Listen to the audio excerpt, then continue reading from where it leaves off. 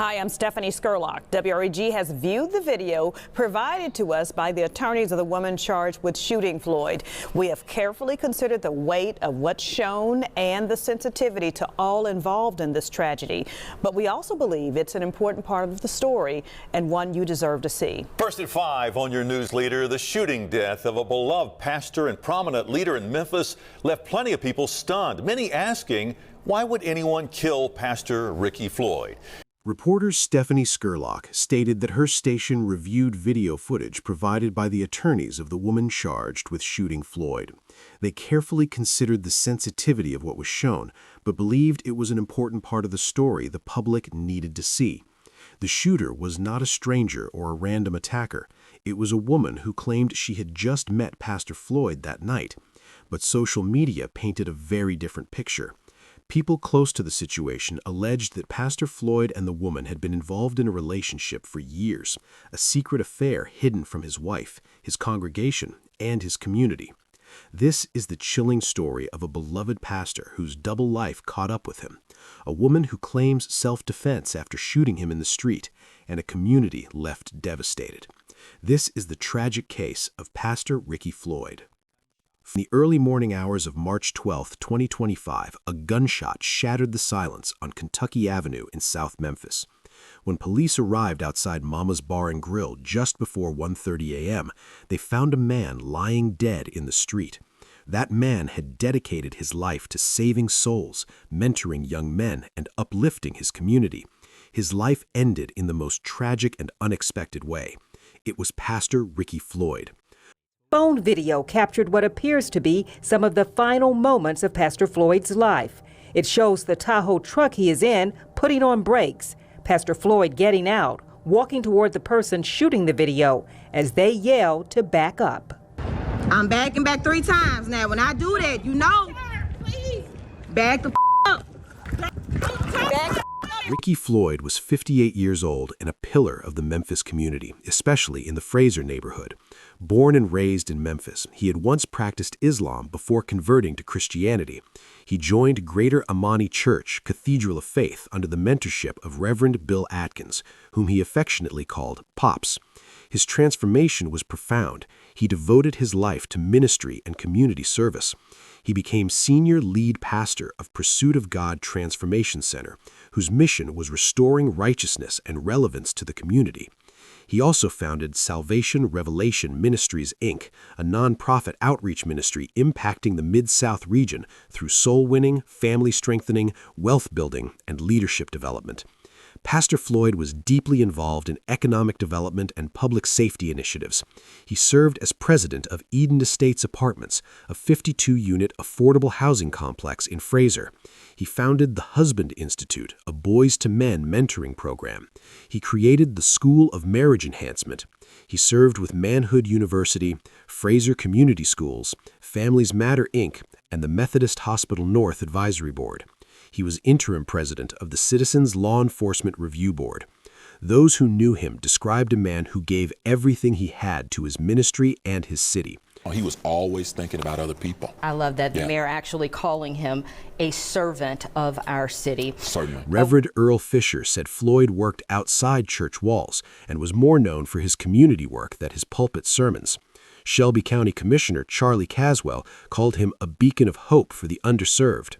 This is a man who is better known for his work in the community, probably than for his work from the pulpit. I mean, and you talked about that. You all had known each other almost 2 decades. Almost 2 decades. Most importantly, Pastor Floyd valued his role as a husband. He was married to Sheila Floyd, his co-pastor. Together, they co-founded Salvation Revelation Ministries and worked side by side for nearly 19 years. They had 3 adult children, 1 daughter-in-law, and 2 granddaughters. They traveled across the U.S. and abroad teaching marriage and family healing. To the public, they were a model couple. But beneath the surface, something else was brewing. According to social media posts from people who claimed to know the situation, Pastor Floyd had been involved for years with a woman named Samantha Marion. Some alleged she was not a secret and that he was not who he appeared to be. One claim stated there had even been an incident where he gave her a black eye. These allegations painted a far different picture than the devoted pastor image he presented. On the night of March 12, 2025, Pastor Floyd was not at home preparing for ministry work. He was at Mama's Bar and Grill on Kentucky Avenue. Plenty of speculation surrounding the shooting of Pastor Ricky Floyd outside Mama's Bar and Kitchen March 12th. Phone video captured what appears to be some of the final moments of Pastor Floyd's life. What brought him there remains unclear, but what happened next was captured on surveillance cameras. According to court documents, Pastor Floyd and Samantha Marion argued inside the bar. The disagreement reportedly centered on the Bible. Two others, Kesha Smith and Stephen Noom, were also involved. The argument intensified, and Floyd left the bar. But Samantha Marion, Kesha Smith, and Noom followed him outside. Later, Pastor Floyd returned, visibly different. Witnesses said he was now irate and aggressive. Surveillance footage showed him grabbing Marion's phone and throwing it to the ground. Then he threw a beer can. He entered his vehicle and began driving away. For a moment, it seemed over. But then Samantha Marion walked into the roadway, recording his car. Pastor Floyd stopped, got out, and walked toward her. Kesha Smith tried to step between them. Then everything changed. The footage showed Marion walking toward Floyd as he backed away. Suddenly, he fell to the ground and did not get back up. A single gunshot had been fired. Police found one shell casing and Pastor Floyd with a fatal gunshot wound. A black handgun was found inside Samantha Marion's vehicle. The gunfire that would have taken place probably maybe 3 or 4 seconds later, but it clearly shows him approaching her aggressively after being told several times to stop and that he should not be, walking up on her like that. Marion called police herself and admitted she shot him. She was arrested and charged with voluntary manslaughter and held on $100,000 bond, which she later posted. Her defense attorneys claimed she acted in self-defense. They also claimed she and Pastor Floyd did not know each other, a statement directly contradicted by social media allegations of a long-term relationship. In August 2025, a grand jury reviewed the evidence.